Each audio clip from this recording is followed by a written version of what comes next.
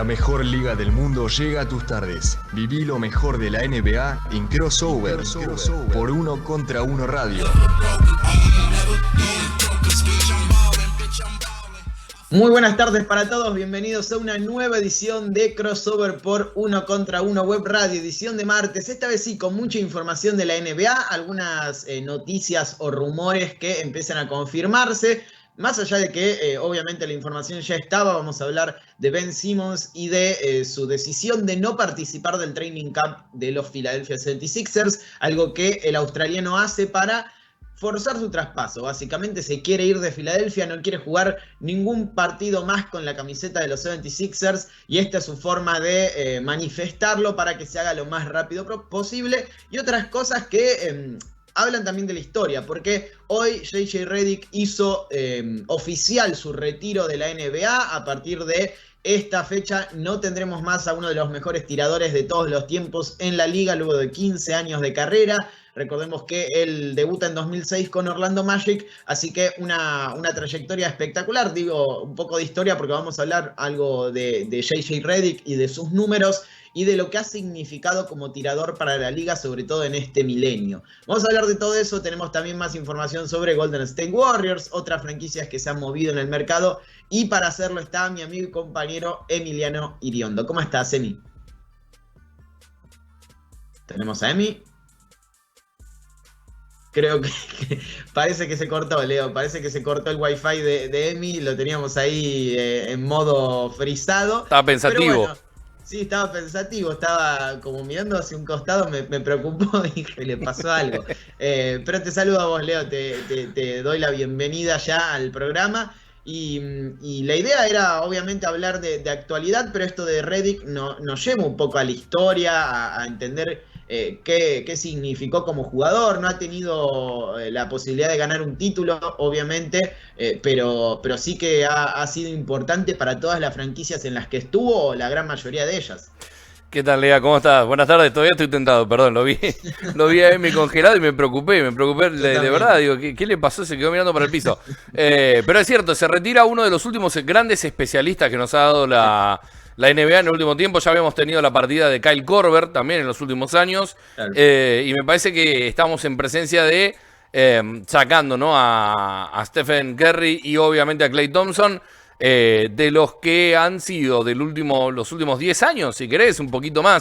Vos decías 15 años en la carrera de JJ Redick, pero digo, por lo menos en los últimos 10 años, los especialistas más galardonados, los más condecorados, y esos que sabías que en algunos momentos de partido eran infalibles. Queda pendiente un anillo para el bueno de JJ Redick. Distinto fue el caso, obviamente, de Kyle Korver. Pero bueno, me parece que si tenemos que hacer una lista rápida ahora de jugadores que consideremos en el mismo estatus, no sé si hay tantos especialistas que se hayan ganado ese mote, ¿sí?, como sí lo hicieron ellos a lo largo de los años y con el paso de las temporadas, pero sí tenemos a varios para proyectar a futuro. Caso, no sé, claro. Duncan Robinson, por decir uno. Bueno, es justamente él básicamente lo adoptó como su sustituto en ese claro. aspecto, porque ahora está haciendo un podcast como él. Bueno, Redick lo informaba mediante su podcast, The Old Man and the Tree, creo que se llama, y uno de los más interesantes que ha tenido el mundo del periodismo o del podcasting en la NBA en los últimos años. Muy interesante las entrevistas que hace. Mientras tenemos ya a Emi y ahora lo vamos a saludar, pero es verdad, es un especialista. Podemos sacar del medio a los Klay Thompson, Stephen Curry, Reggie Miller, Damian Lillard, quizás alguno que otro que se me está olvidando, porque esos son más que tiradores. Está claro que ya han pasado a una etapa en la que, sí, claro, son de los mejores tiradores de todos los tiempos, pero ofrecieron mucho más al juego y pasaron al estatus de estrella. Entonces, realmente hay que sacarlos del medio en esta discusión, pero especialistas, yo creo que hay muy pocos como Redick y como Korver. Ha sido una carrera que decíamos, tuvo 15 años en la liga y solamente en 3 o 4 temporadas, en toda su carrera no ha superado el 39% de acierto en triples. Y es un jugador que no solo combinó efectividad, porque hay muchos que hemos visto que tienen un porcentaje de acierto muy alto en su cantidad de tiros de triples, sino que también combinó volumen. Es uno de los 4 jugadores en la historia de la NBA que rankean en el top 20 tanto en triples convertidos como en porcentaje de acierto. Y los nombres son ilustres, recién los mencionábamos. Kyle Korver, Klay Thompson, Stephen Curry y él, J.J. Redick, está en el top 20 tanto de puntos de triples anotados en la historia de la NBA como de porcentaje de acierto. Eso lo pone en un pedestal, lo pone arriba del resto o de la gran mayoría, sacando esta elite que mencionábamos, en la historia de la liga, porque si sacamos a los que han anotado poco, con una eficiencia alta, pero con pocos intentos, nos van a quedar estos nombres: 4.500 intentos al menos de triple y eficiencia, bueno, J.J. Redick está tercero en la historia de la NBA, solo por detrás de Curry y de Korver, 41,5% en...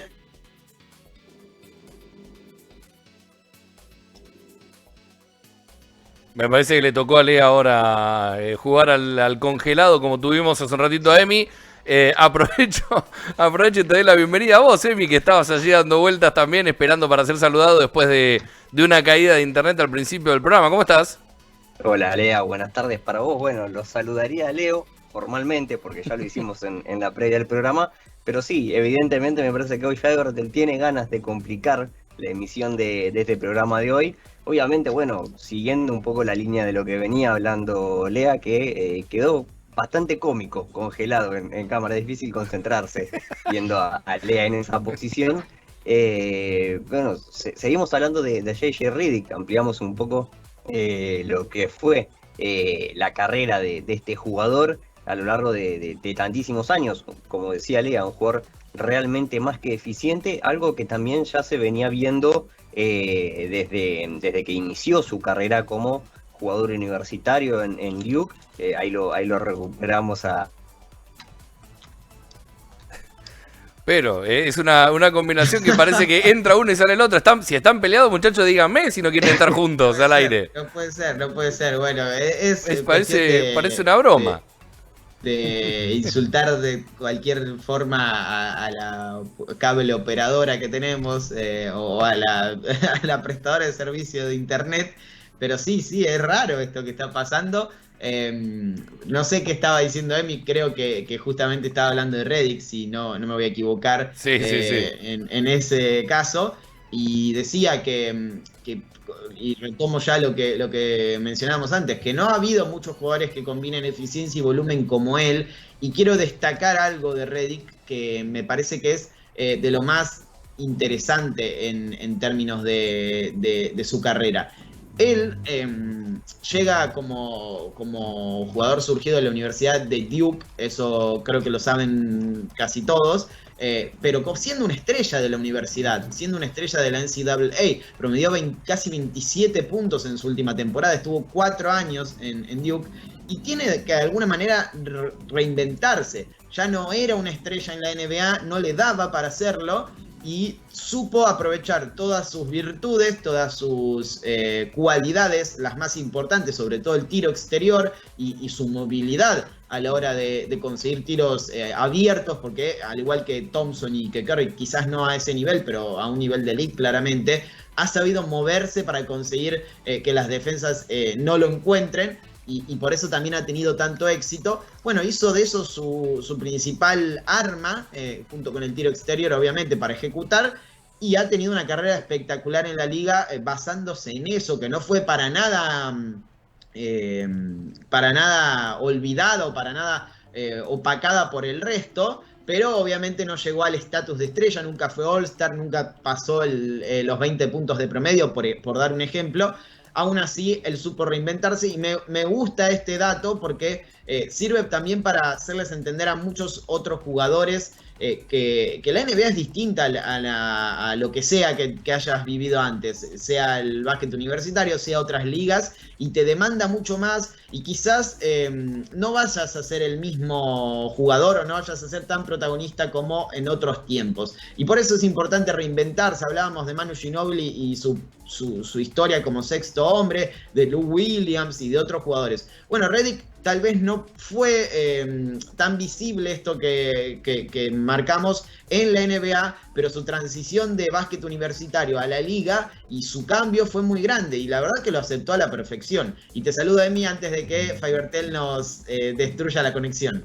Hola Lea, buenas tardes. Lo hacemos rápido, esto ya no tiene mucho sentido, ya van 13 minutos de las 5. Y bueno, obviamente, como bien decías vos, ya conectando lo que es el retiro de J.J. Redick, una carrera asombrosa, como bien explicabas vos, casi 27 puntos en su vida universitaria.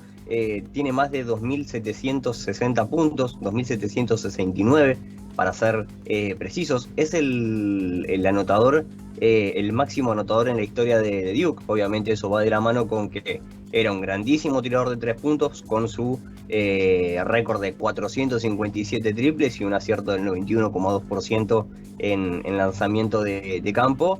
Y obviamente también esos 4 años estamos acostumbrados a ver grandísimos jugadores que han salido de Duke, caso Zion Williamson, caso R.J. Barrett, los últimos 2 grandes nombres que salieron de la Universidad de Duke, pero que obviamente ellos estuvieron un solo año, y que si hubieran continuado su carrera a lo largo de los 4 que dura el periplo universitario en los Estados Unidos, probablemente le hubieran competido en ese puesto, pero él se quedó esos 4 años, y hoy en día, y a partir del 2005-2006, que fue su última campaña como universitario, es que tiene el poder de ser el máximo anotador histórico de la franquicia. Después de eso, obviamente, pick número 11 por Orlando en el draft del 2006, y a partir de ahí inicia su carrera, que más allá de que no es el más destacado o lo tan destacado que se puede esperar de un jugador tan prometedor como lo era Redick, que salía de una universidad muy laureada como lo es la Universidad de Duke,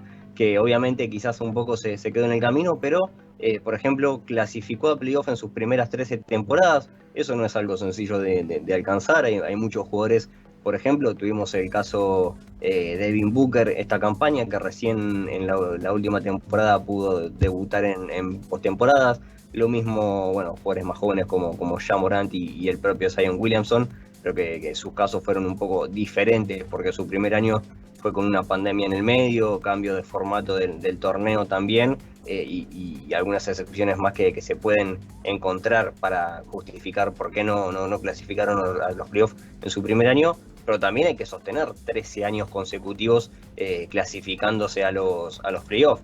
Obviamente también él ha integrado muchos buenos equipos, pasó por los Clippers, estuvo en Filadelfia, en el medio un año con los Milwaukee Bucks, que si bien no eran el mejor equipo por ese entonces, y obviamente no eran el Milwaukee que son hoy en día, también tuvo la posibilidad de clasificarlos a la postemporada, de hecho con una participación suya, promediando por encima de los 10 puntos. Pero volviendo a lo que mencionas vos respecto a su tiro, es un jugador que pura y exclusivamente basaba su juego en este aspecto, un jugador que en las últimas temporadas estuvo por encima del 40% en acierto de triples. De hecho en la última estuvo en 39,5, es decir, un jugador que se retira en un gran momento, más allá de que había bajado notablemente el aporte suyo dentro del equipo, ya estaba por debajo de los 3 triples intentados por juego, que eso era algo que no le pasaba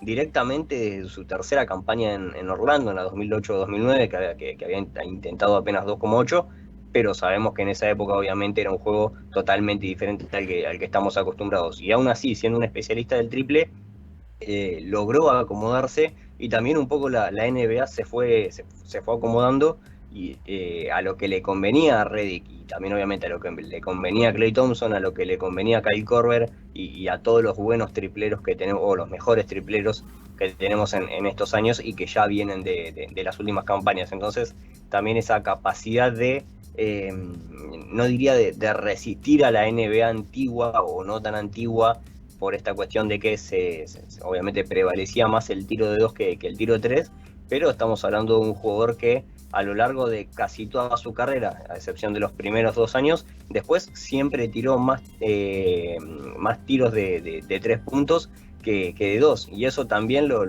lleva a ser uno de los grandes responsables de cómo está hoy la NBA, esto de priorizar el tiro de 3 puntos y obviamente también acompañada de la efectividad, porque si no metes los tiros, no vale de mucho tirar 15 triples si no los metes, pero obviamente J.J. Redick también acompañaba ese caudal de tiro de larga distancia con la buena mano que tenía y también esa habilidad para encontrar el momento justo y el desmarque perfecto para poder sacar el tiro. Ha liderado a la NBA en porcentaje de acierto en triples en una temporada, la 2015-2016 con los Clippers, 47,5% ese año, lanzando casi 6 triples por partido, es una locura, en cierto punto demostrando esto de volumen y eficiencia a la perfección, pero quiero quedarme con que, además de esta reconversión que mencionábamos y de cómo él adoptó este nuevo rol en la NBA de no ser estrella, de ser un jugador justamente de rol en la liga, también lo hizo a la perfección y también fue capaz de ser importante en equipos importantes. Filadelfia, estamos viendo imágenes de Filadelfia, lo encontró como una solución a sus problemas en el perímetro en muchos casos. Él se destacó siempre a lo largo de su carrera por ser un jugador que congeniaba a la perfección con los internos, saliendo del rulo, anotando esos triples que eran tan característicos suyos. Con Joel Embiid hizo lo propio. Pero también fue parte del equipo que llegó a las finales de la NBA en 2009 con Orlando Magic, con Dwight Howard y compañía, siendo un jugador que no era titular, obviamente, que todavía no tenía esa preponderancia en los equipos, pero siendo parte también de los mismos. Y otra cosa que quería destacar para ya cerrar con esta mención a Redick, que como mencionamos previamente, se retiró de la NBA después de 15 años en la liga, y lo anunció hoy en su podcast, demostrando también que ya quería hacer o arrancar, mejor dicho, la nueva etapa de su vida como padre, como empresario, ¿por qué no? Como líder de este proyecto de comunicación que es su podcast, que lo hace tan bien. Bueno, es también uno de los mejores tiradores en la historia de la NBA, porque al ir a la línea de libres prácticamente no fallaba, ha estado por encima del 90% de acierto en tiros libres en 7 temporadas. Jamás bajó del 86%, a excepción de una sola campaña, la 2007-2008. Es uno de los grandes tiradores en términos generales en la historia de la NBA. Y me parece que va a ser recordado como tal. No ha ganado un título, no ha sido All-Star, no ha integrado ningún quinteto importante de la liga, no ha tenido esos reconocimientos individuales que quizás podemos ver en otros tipos de jugadores, como Allen, como Miller, obviamente en un pedestal un poco más alto. Pero será recordado sin lugar a dudas como uno de esos especialistas tan importantes para el juego actual. Y aún así para el básquet, en el que Redick se había encontrado en su época de joven, de novato, y pasando los próximos años de su carrera entre 2006 y 2015 como parte de equipos que encontraron en él una solución en un proceso ofensivo que fue cambiando conforme pasó el tiempo y se fue desarrollando el tiro exterior en la liga como un arma letal. Bueno, él fue uno de los grandes exponentes y hoy terminó su carrera como profesional en la mejor liga del mundo, así que queríamos homenajearlo de cierta manera, hablando un poco de sus grandes virtudes en esta liga. Pero hay actualidad, Emi, además de este retiro, hay información no de último momento, porque esto es algo que ya venimos analizando hace tiempo, que lo habían filtrado hace poco también, antes de que Woj lo confirmara, porque ya sabemos que hay muchos insiders alrededor de la liga que no tienen tanto reconocimiento o que han perdido ese prestigio por lanzar posibles traspasos y rumores que luego no terminan ocurriendo nunca. pero esto ya lo había dicho Jason Dumas, un insider relacionado a Philadelphia 76ers, y hoy lo confirma Woj. Quiere decir que la información del señor Dumas venía de buena fuente y que no era un rumor, sino realmente una información concreta. Hablo de que Ben Simmons ha decidido no participar del training camp de Philadelphia 76ers y que tiene como objetivo no jugar un partido más en la franquicia de Filadelfia para forzar su traspaso e irse a otro equipo.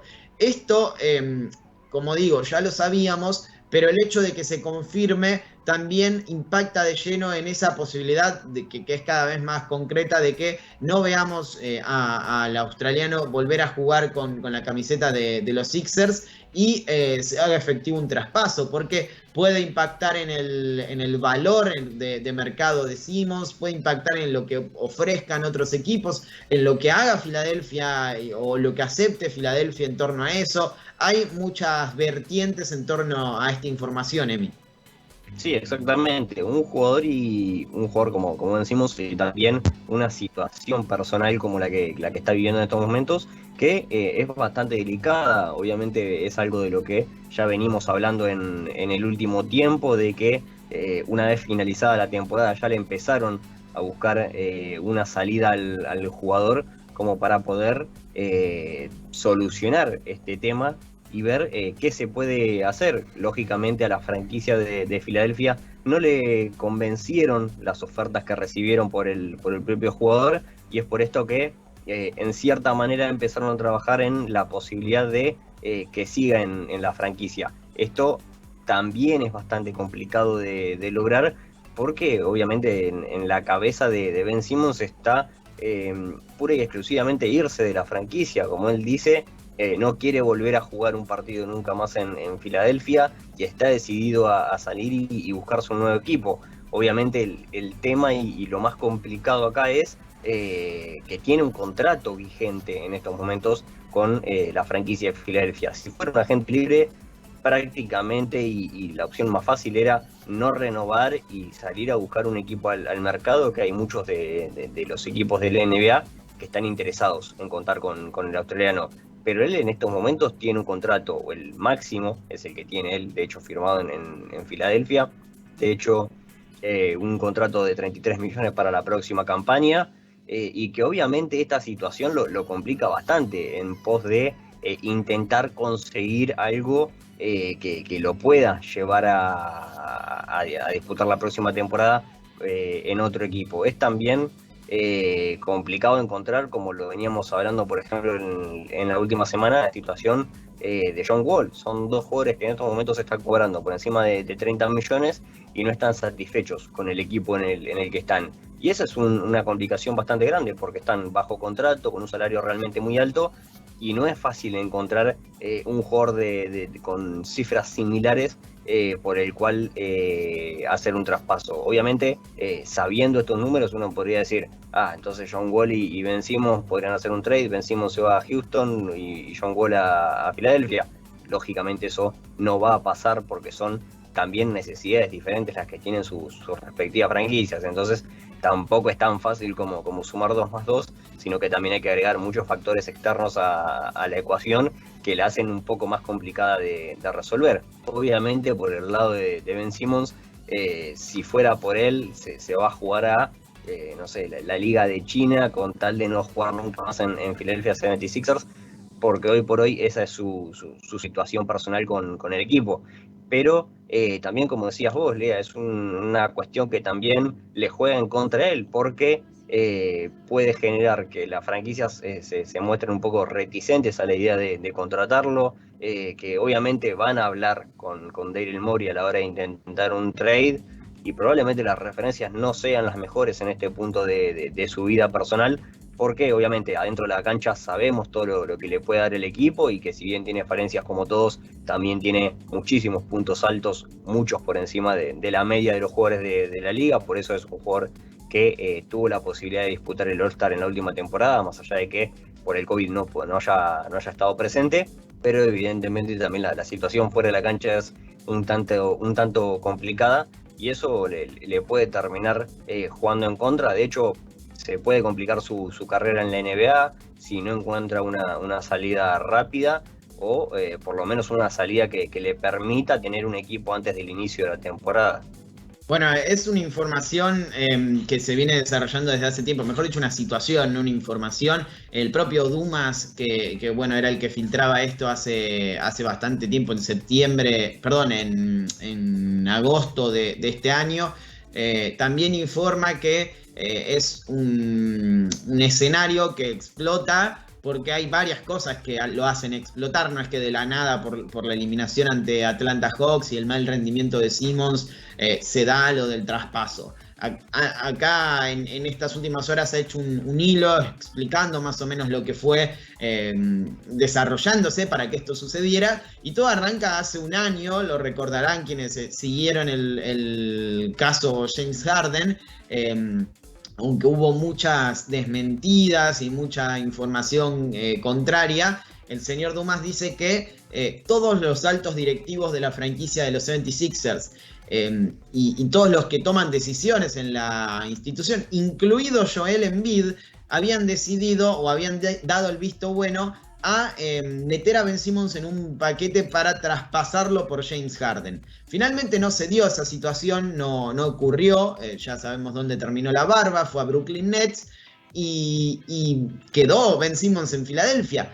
Y todo indicaba, o supuestamente la relación entre gerencia y jugador había quedado bien y decidieron continuar sin ningún tipo de problemas. Pero claramente al deportista esto le debe haber molestado por el hecho de sentirse prescindible, sabiendo que era la cara o una de las dos caras del proceso, del famoso The Process, que tanto ha importado en Filadelfia en estos últimos años. Claramente Joel Embiid es el líder de este equipo y los demás han sido o son prescindibles. Se debe mucho también al rendimiento que ha mostrado Ben Simmons en los últimos años, sobre todo en sus deficiencias y en lo difícil que es complementarse junto a un equipo que tiene como líder a Embiid y él teniendo sus características más importantes en el lado ofensivo muy emparentadas con lo que también son las de Embiid. Parece complicado congeniar un sistema en el que ambos funcionen, sobre todo en playoff. Pero Simmons claramente se siente una estrella, fue All-Star en 2 ocasiones, fue segundo en la votación por el premio al defensor del año y esto lo molestó seriamente. Ahora, no fue lo único, se sumaron también los malos rendimientos de él en la serie de semifinales de conferencia ante Atlanta Hawks, la eliminación, el hecho de que Doc Rivers tras ese resultado negativo para la franquicia prácticamente no lo respaldara, dijera: no sé si puede ser el base de este equipo, no, la verdad que no lo tengo claro, que las filtraciones de información dieran a entender que estaba todo dado para que Filadelfia lo traspasara en el mercado entrante, es decir, en este.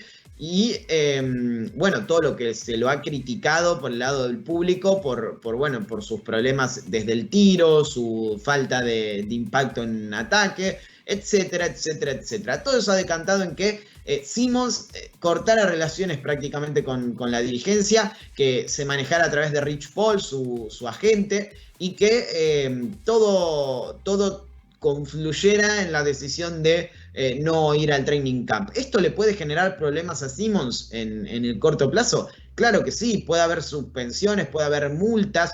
De hecho, puede Filadelfia suspenderlo para la pretemporada, por ejemplo, y que Simmons pierda alrededor de $200,000 por cada partido que se pierde por no haber ido al training camp y por haber faltado a sus compromisos.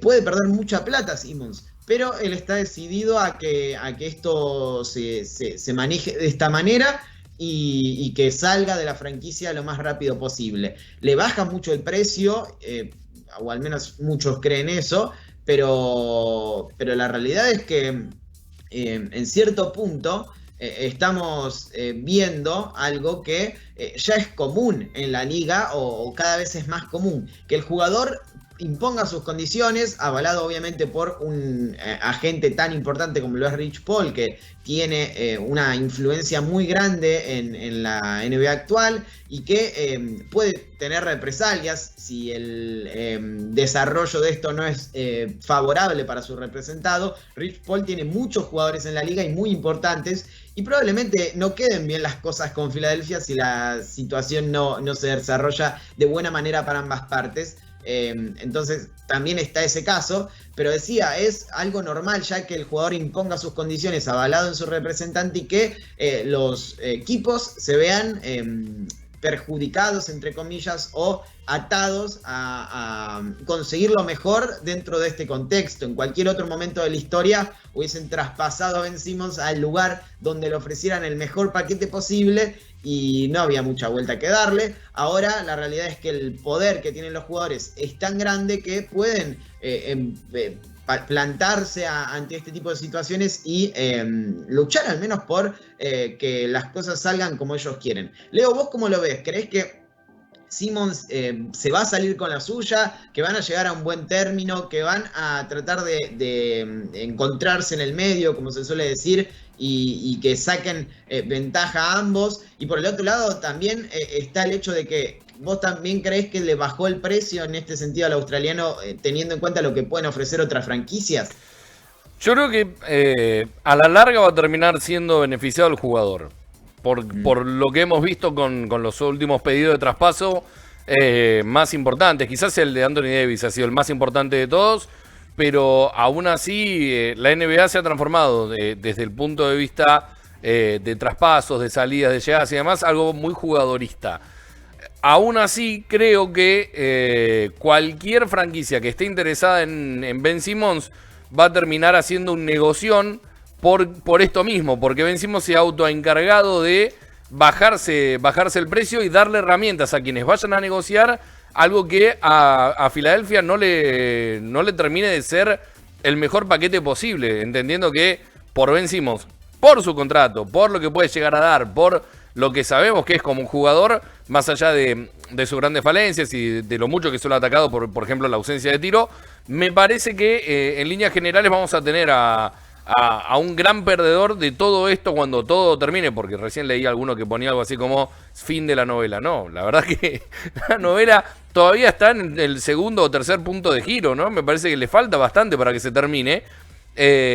Considero seriamente que el gran perdedor de todo esto, cuando todo esto finalmente termine, va a ser Filadelfia, porque no va a terminar consiguiendo, quizás saque un buen paquete y ahí veremos la magia de Morey para terminar haciendo de las suyas, pero en líneas generales me parece que cualquier equipo que termine negociando con Filadelfia tiene las de ganar.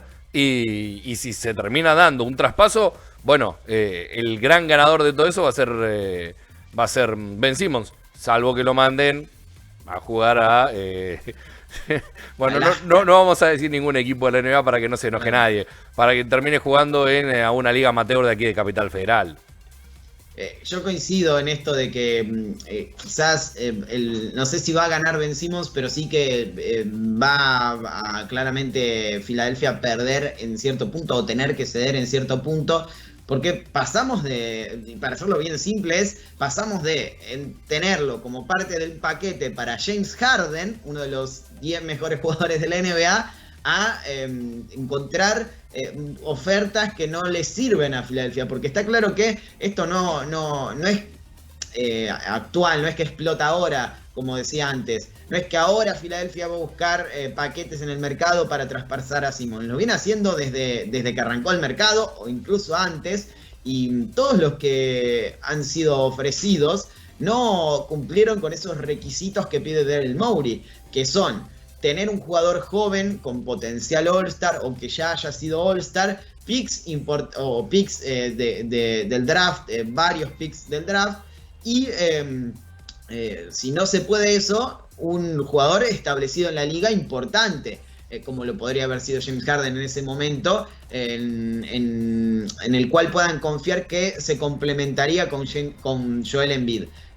Claramente no le ofrecieron nada de eso, o le ofrecieron menos, de lo que pretendía, y va a seguir recibiendo ese tipo de ofertas. No creo que ningún equipo se regale y ofrezca de más para conseguir a Ben Simmons, porque está claro que tienen todas las de ganar para pensar en un posible traspaso que los beneficie y conseguirlo por un precio menor al pensado hace un año y medio.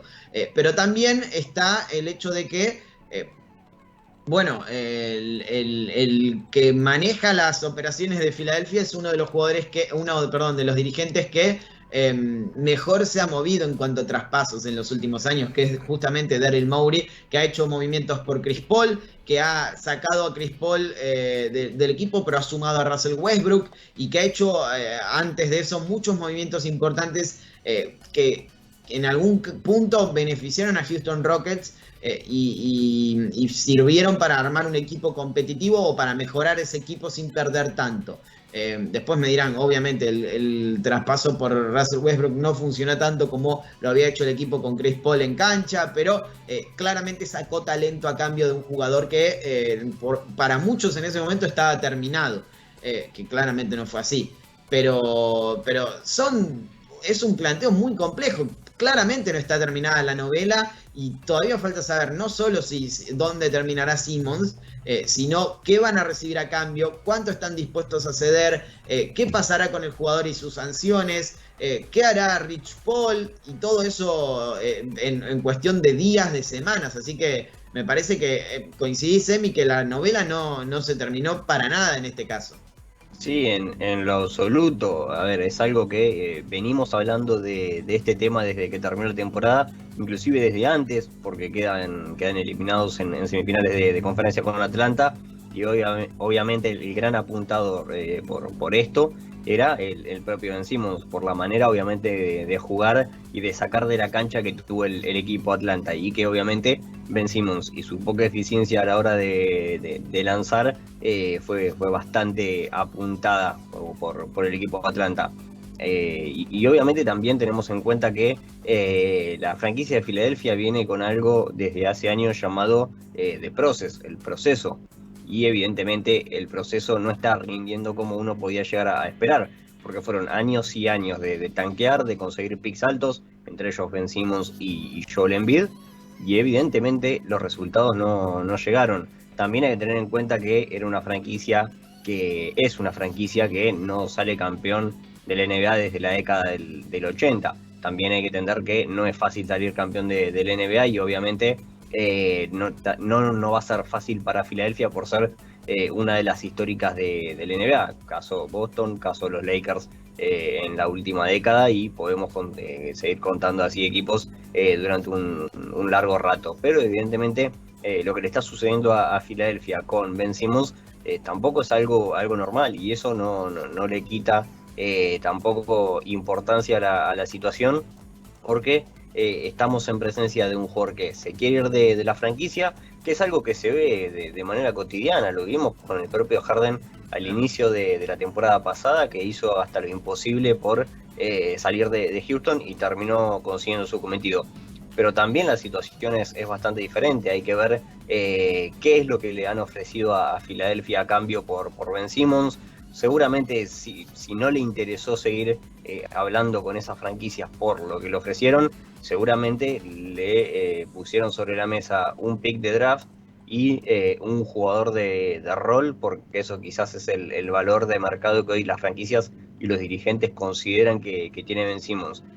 Pero también hay que tener en cuenta que es un jugador que vale mucho y que no es fácil traspasarlo. Quizás, por ejemplo, estamos acostumbrados a que, por ejemplo, Pat Riley saca un conejo de la galera y se termina quedando con los jugadores más importantes a última hora. Quizás termina hasta pasando eso, quizás hasta Ben Simmons termina yendo a Miami y es por culpa de que Pat Riley le ofreció 2,50, pero en la desesperación de Daryl Morey de aceptar lo poco que le ofrecían a cambio de sacarse de encima a Ben Simmons de una buena vez por todas, y que eso probablemente termina pasando en la hora límite de traspasos, probablemente termine perdiendo Filadelfia y Ben Simmons llegue a un equipo decente, o por lo menos con intenciones de pelear, que es algo que está acostumbrado a hacer Ben Simmons o está capacitado a hacer el australiano, así se dice. Evidentemente es algo que va a pasar mucha agua por abajo del puente y queda muchísima agua por pasar también,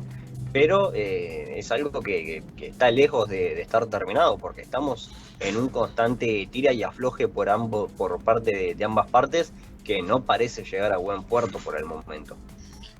Coinciden los salarios, coincide el impacto que puede llegar a tener en el otro equipo, coinciden las necesidades justamente de esas dos franquicias, coinciden los escenarios en ambos casos que pueden ser la necesidad justamente de conseguir un jugador que defienda y que sea importante en el perímetro, y por el otro uno que sea disruptivo en ataque y que pueda aportar creando sus propios lanzamientos y combinándose con el interior. Así que, y no sé qué pensás vos, Leo, me vería muy... creo que me decepcionaría muchísimo, así se encaja bien la frase, que no hagan el traspaso por entre CJ McCollum y Ben Simmons, entre Portland y Philadelphia 76ers. Después metan el paquete que quieran, un poco más del lado de Filadelfia, un poco menos del lado de Portland, o al revés, lo que sea. Pero creo que en este caso es la solución, no digo perfecta, pero la solución para ambos equipos. Filadelfia conseguiría a un jugador que es muy bueno pasando la pelota, a diferencia de lo que se cree. CJ McCollum es un gran pasador y tiene mucho potencial en ese aspecto. Claramente no puede explotarlo al máximo porque el líder de esa franquicia en ataque es Damian Lillard, y con toda la razón del mundo, pero además un generador de tiros espectacular. CJ McCollum es de los mejores generadores de tiro por su cuenta que tiene la NBA. Y al otro lado encontrarían a alguien que podría encajar a la perfección en las deficiencias que tiene Portland: la defensa, la versatilidad defensiva, la capacidad de defender y de ser productivo en ese costado de la cancha contra perimetrales, que es el gran problema que tienen los Blazers. Más un gran pasador, alguien que con espacios puede definir y puede ser productivo en ataque, y claramente potenciarse ante la ausencia de un jugador tan dominante en la pintura como lo es Joel Embiid, porque no sabemos cómo va a estar Nurkic, siempre es una incógnita. Así que creo que sería el encastre perfecto para esta historia. No sé cómo lo ves vos, Leo. Me parece que vos estás queriendo que se dé ese trade porque lo vaticinaste en Twitter y... Me quiero sentir claro. También. Yo estoy casi convencido que va por ese lado y les pregunto a los dos, es una repregunta en este caso, porque estoy bastante de acuerdo con todo este análisis. Estamos hablando de dos jugadores que en la última temporada no dieron su mejor versión o que no vimos su mejor versión, por eso también encaja perfecto, no solo en los valores económicos del traspaso. Y yo creo que McCollum había arrancado bárbaro la temporada, y de hecho yo pensé que iba a ser All-Star por primera vez en su carrera, pero bueno, se lesionó y estuvo mucho tiempo afuera, y después volvimos a ver lo de siempre o un poco más, tal vez en cierto punto en su rendimiento, pero no tanto en lo que realmente importaba que evolucione, que es su defensa. McCollum siguió siendo un problema en defensa para Portland, y en el momento más importante de la temporada, en los playoffs, no fue de gran ayuda para Damian Lillard, y volvimos a ver un unipersonal de Lillard en postemporada. No quiero decir que McCollum no haya rendido en temporadas anteriores, de hecho fue el gran responsable de que eliminara a Denver en 2019, pero más allá de eso creo que lo que se esperaba de McCollum y lo que se esperaba de Portland en general, yo creo que eso ya engloba al equipo, no fue lo que mostraron, no fue la evolución que pretendía un equipo que tiene que ayudar a Lillard. Y Simmons, bueno, ya lo dijimos 1000 veces, defensivamente fue, yo creo, el mejor jugador de la liga, aunque Rudy Gobert ganó el premio y también lo tiene merecido, está claro, pero esto de no van a encajar, los dos jugadores importantes del equipo van a encajar a la perfección, duró hasta que terminó la temporada regular. Después en playoff no pasó nada de eso, las deficiencias de ese encastre fueron claras, y por algo lo traspasan. Sí, la pregunta es, ¿le bajó el precio la temporada anterior a los dos? Yo creo que sí, pero en el caso de Simmons me parece que fue peor. Sí, además también tener en cuenta que en estas condiciones en las que están ambas franquicias, que necesitan un poco un golpe de timón para acompañar de una manera diferente a sus estrellas, también lo puede llegar a ser un escenario propicio para ambos jugadores, porque estamos hablando de un Ben Simmons que juega mucho más adentro que afuera por su falta de triple, y en ese aspecto Filadelfia ya tiene a Joel Embiid, que de hecho Joel Embiid fue en la última campaña candidato a MVP.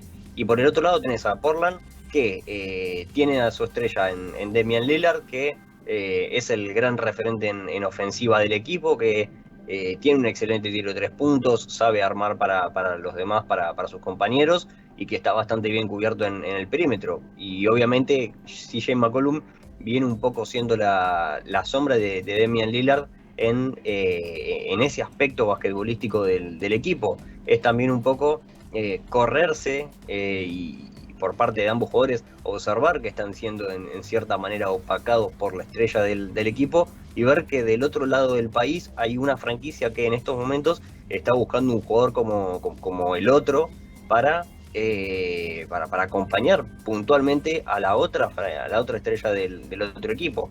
Es una mera situación, me parece, de que más allá de que Lea, por ejemplo, lo haya tirado en Twitter y se convierta en Nostradamus del NBA, es también un gran análisis de ver qué jugador le puede encajar de una buena manera al otro equipo. Y en este caso son dos buenos jugadores que afirmo, sí, como decías vos, Leo, les ha ido bastante regular en la última campaña, de regular a mal, sobre todo en playoff, y han perdido un poco de valor de mercado, pero son dos jugadores excelentes que tienen las condiciones dadas para ser jugadores de All-Star y jugadores de los más importantes de la liga, y eso evidentemente también lo tienen que poner un poco en la balanza. Quizás para Simmons Portland no sea el mercado más atractivo, quizás para McCollum sí lo sea Filadelfia, pero también Simmons tiene que considerar que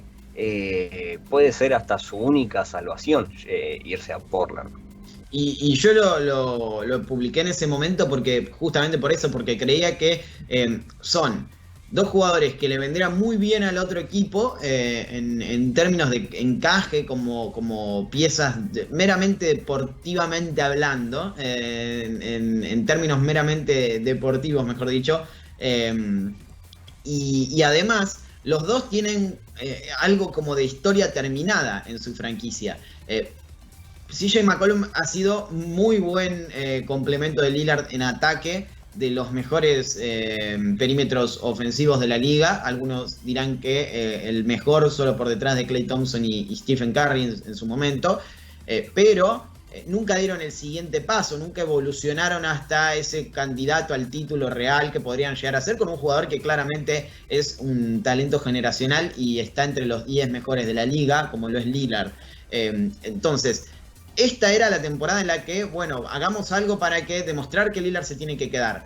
Y no pasó. Ahora ya no tienen mucho margen. De hecho, para mí no tienen margen. Lillard se va a quedar, pero si siguen con el mismo plantel, es como básicamente ofrecerle la salida a Lillard, porque la realidad es que iban a ser agresivos, que iban a cambiar el plantel, y la única forma de ser agresivos es mover a McCollum y a Nurkic, o por lo menos a McCollum solamente. Del otro lado, bueno, ya lo mencionamos, Simmons y Filadelfia han llegado a romper su conexión, su lazo, y no hay vuelta atrás. Entonces son dos historias que parecen estar terminadas en sus equipos, son dos jugadores que encastrarían muy bien en el otro conjunto y tienen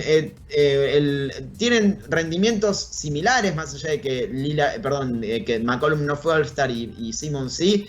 Podría decirse que la producción que han tenido para sus equipos es similar, es buena y es similar, y en cuanto a contratos encajan perfecto. Entonces yo creo que es el fit más claro para un traspaso por el australiano.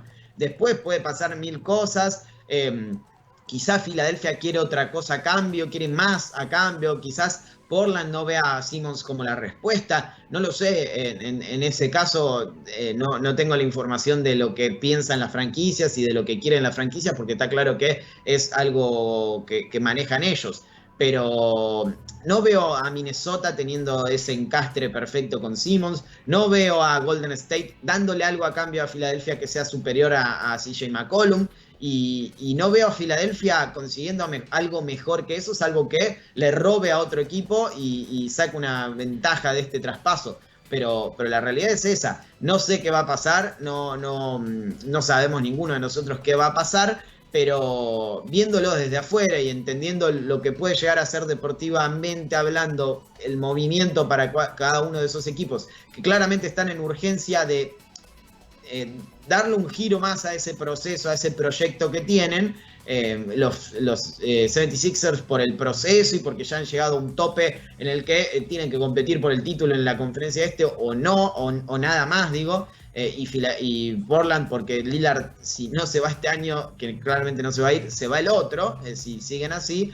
Me parece que está bueno que las dos historias se mezclen para darle un capítulo final tal vez, o una nueva cara a esos proyectos. Así que veremos qué sucede, veremos qué va a pasar en las próximas semanas. Puede que se decante en los próximos días, o puede que esto siga incluso cuando la temporada ya arrancó, porque Simmons está dispuesto a esperar lo que tenga que esperar para que Filadelfia lo traspase, y Filadelfia yo no creo que quiera ceder tanto para desprenderse de Simmons y conseguir a otro jugador o otras piezas. Veremos qué sucede. Está claro que, Lea, vos querés que termine en Portland porque querés ser el Nostradamus, además del gurú de las historias en YouTube y demás, querés ser el Nostradamus del NBA, pero si tienen que arriesgar otros lugares de destino, ¿se animan a tirar alguno? No puedo decir Portland. No, más allá de Portland. Lo de Portland ya está, ya quedó en la posteridad en redes sociales. Digo, pero ¿en dónde creen que encajaría bien? Y si creen, y les pregunto a los dos, y te pregunto puntualmente a vos, Emi, en este caso, si creen que, por ejemplo, terminar en Sacramento sería muy malo para Ben Simmons, cuando todo el mundo cree que sí lo es por Sacramento en sí, porque generalmente es una franquicia que no tiene demasiada expectativa de nada.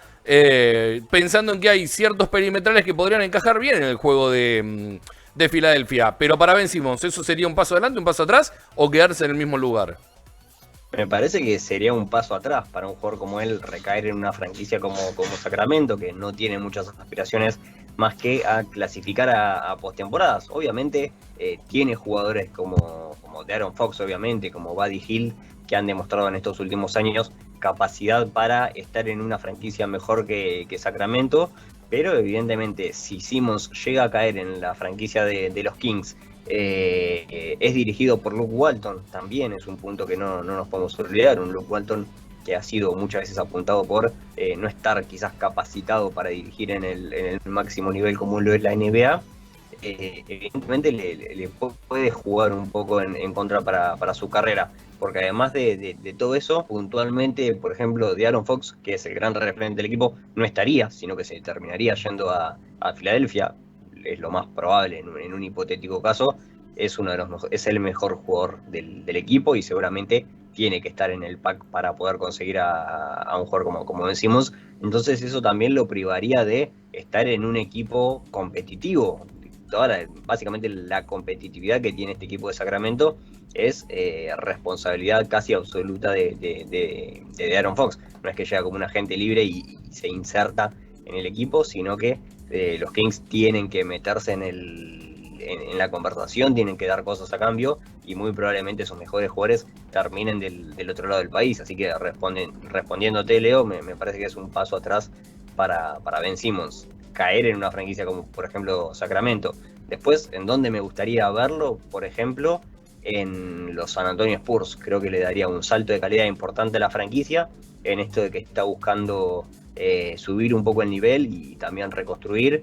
Tiene muchos jóvenes buenos como DeJounte Murray, que estaría bueno verlo con un jugador de sus características, sacándole también un poco de responsabilidad al pobre que ha tenido que luchar mucho junto con DeMar DeRozan en el perímetro en las últimas temporadas, y que también es un jugador que Pop ha dicho muchas veces que le interesa y que le gusta un jugador como Simmons, que también se adapta a la filosofía de Pop, de no recurrir tanto al tiro de tres, así que un lugar en el que estaría bueno verlo más como experimento quizás que como realidad sería los Spurs. Bien, yo voy a ir por el equipo que mencioné después de Portland en ese tweet, aunque ahora ya quedó obsoleto el traspaso porque las piezas no encajan y no están. Es Golden State Warriors, el equipo de la Bahía. Me parece que primero que tiene para ofrecerle cosas a cambio a Filadelfia. Puede gustar más o puede gustar menos. Yo creo que CJ McCollum sería más importante para Philly que cualquier otra cosa que le puedan ofrecer. Pero Andrew Wiggins tiene un contrato similar y podría entrar en ese traspaso tranquilamente, más algún que otro joven con proyección, que llámese Kuminga o Moody o Wiseman, que puedan entrar en ese movimiento. Quizás Wiseman no encaje con Filadelfia porque ya tienen un pívot importante y otro suplente, pero podría entrar un tercer equipo. Pero también porque me parece que Simmons vería potenciadas sus virtudes en un equipo con tantos tiradores, si es que vuelve Klay Thompson ahora que parece que ya está sano y que podría retornar para la fecha de Navidad, ni hablar de Stephen Curry, y el plantel de tiradores que ha armado Golden State, más sus capacidades defensivas, creo que haría algo muy similar a lo de Draymond Green e incluso sería más importante por una cuestión física de edad y de potencial en la liga. Así que yo elegiría a Golden State. No creo que pase, tal vez sí, no lo sé, pero veo más factible otros traspasos. Pero si tengo que elegir un equipo en el que encajaría bien Simmons y se podría dar por términos económicos y por paquete, es Golden State. Está muy bien, está muy bien. Respuesta más que satisfactoria en ambos casos. Yo creo que va a terminar igual de todas formas en un equipo sin expectativa de nada. Para esta temporada, que quizás entra en eterno proceso de reconstrucción, como puede ser este Sacramento. O no descarto por 154 picks que terminen en un Oklahoma City Thunder, por ejemplo. Claro, también podría ser. Bueno, en ese caso yo había propuesto un traspaso con Kemba Walker yendo a Filadelfia, que encajaría bien. Pero le rompes el sueño a Kemba. No lo dejás debutar, que ya lo estás sacando de los Knicks. Digo cuando estaba en Oklahoma. Ok. Ahí y con una tercera banda en Golden State, pero al fin terminó en Nueva York, por eso yo no soy general manager y no se pudo hacer. Pero la realidad es que todo depende de cuánto ceda a Filadelfia y cuánto presione el entorno de Simmons, llámese Rich Paul y Clutch Sports, que son muy fuertes y cuánto dan o ceden o cambian de esos términos ambas partes. Así que todo está por verse, es una lucha de poderes, obviamente, y no va a ser fácil que se decante para un lado o para el otro. Nos tenemos que ir, te agradezco, Emi, y nos vemos el viernes que viene con más información de la liga. Están los contratos de Harden y de Kyrie Irving, todo lo que tiene que ver con la pretemporada, los partidos de pretemporada, el tema de la vacuna del COVID en la liga y demás. Sí, exactamente. Gracias a vos, a Leo, a toda la gente que nos acompañó también en Twitch y en la web de UQ. Y obviamente nos encontramos el próximo viernes para hablar de todo lo que tiene que ver ya entrando en la recta final de cara al inicio de la pretemporada. Así es. Leo, muchas gracias y nos vemos el viernes también si FiberTech nos deja. Muy bien. Buena semana, amigos. Un abrazo enorme. Un saludo para todos y nos encontramos el viernes que viene. Hasta la próxima.